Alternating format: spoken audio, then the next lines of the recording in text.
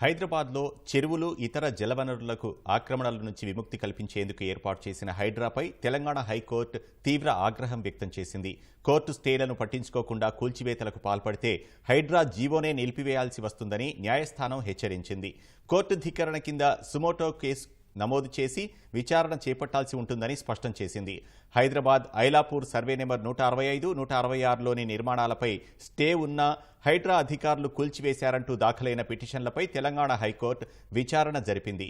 ప్రభుత్వ స్థలంలో ఉన్న నిర్మాణాలకు నోటీసులు ఇచ్చే కూల్చామని తహసీల్దార్ హైకోర్టుకు తెలుపగా శని ఆదివారాల్లోనే అత్యవసరంగా ఎందుకు కూల్చాల్సి వచ్చిందని కోర్టు ప్రశ్నించింది. కూల్చేసే ముందు యజమానికి చివరి అవకాశం ఇవ్వలేదా అని నిలదీసింది. అటు నిబంధనలు తెలియకుండా కూల్చేస్తున్నారా అని హైడ్రా కమిషనర్ రంగనాథ్ను ధర్మాసనం ప్రశ్నించింది. అమీన్పూర్ తహసీల్దార్కు హైడ్రా తరఫున యంత్రాలు, సిబ్బంది మాత్రమే కేటాయించామని రంగనాథ్ చెప్పగా కోర్టు అసహనం వ్యక్తం చేసింది. చార్మినార్ కూల్చేయడానికి తహసీల్దార్ యంత్రాలు కావాలని అడిగితే సమకూరుస్తారా అని ప్రశ్నించింది. ప్రభుత్వ ఆస్తుల రక్షణ పేరుతో అమాయకులను భయభ్రాంతులకు గురిచేస్తే ఎలాగని నిలదీసింది. తదుపరి విచారణను వచ్చే నెల 15కు వాయిదా వేసింది.